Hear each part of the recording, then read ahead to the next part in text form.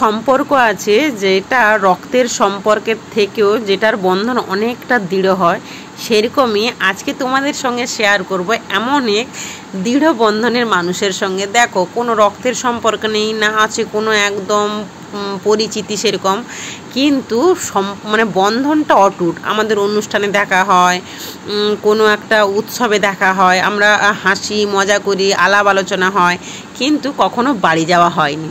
তো আজকে একটা কাজের সূত্রে যাওয়া। কাজের সূত্র বলতে আগে দিদিভাইয়ের কাজগুলো তোমাদের দেখিয়ে দিই, জাস্ট দেখো।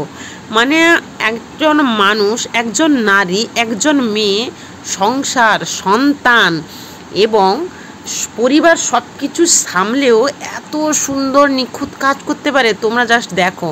এগুলো হচ্ছে এমব্রয়ডারির কাজ, আর এগুলো হচ্ছে ক্লে, মানে সিল, যেটা কি বলবো, একদম শক্ত, বজ্রের মতো শক্ত। তারপরে তো আছে বিভিন্ন রকমের হাতের কাজ, মাটির কাজ। মানে তোমরা জাস্ট প্রোডাক্টগুলো দেখো, আমি তো দেখে বেহুশ হয়ে গেছি। তোমাদের আগে দেখে নিই। আর এই যে পলাশ ফুল, যেহেতু কালকে বসন্ত উৎসব, তাই দিদিভাইয়ের কাছে গিয়েছিলাম কিছু কিছু সাজ সরঞ্জাম আনতে। আমি তো আনতে গেছি, কিন্তু দিদিভাইয়ের কাছে জিনিসগুলো দেখে আমি বেহুশ হয়ে গেছি। একটা মানুষ এতটা নিখুঁত সুন্দরভাবে কি করে তৈরি করতে পারে।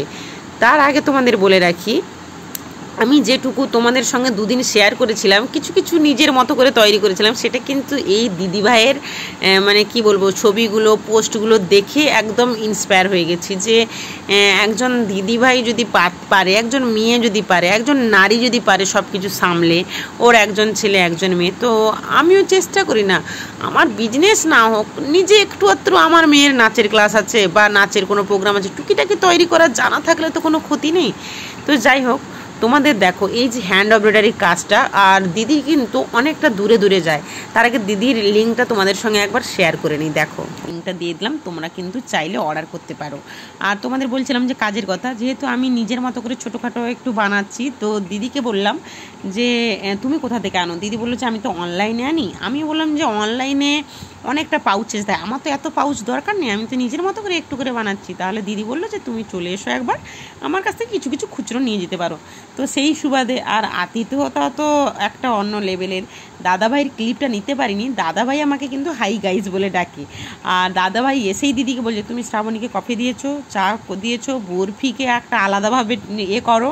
আর দিদি আমাকে এই গিফটগুলো দিয়েছে। আজকে দিদির কাছে আমি অনেকটাই গিফট পেয়েছি। তো যেহেতু কালকে বসন্ত উৎসব আছে, দিদি বললো যে তুমি আর মানে এই জুয়েলারিগুলো একটু পরতে পারো, পলাশ ফুল, তারপরে এই যে হ্যান্ড এমব্রয়ডারি, মানে কতটা সূক্ষ্ম জাস্ট তোমরা দেখো। তারপরে বেশিক্ষণ আর থাকলাম না, যেহেতু একা গেছি, বড়বাবু যায়নি সঙ্গে, তো চলে এলাম। দিদিভাই কিন্তু ব্রাইডালের কাজও শুরু করেছেন।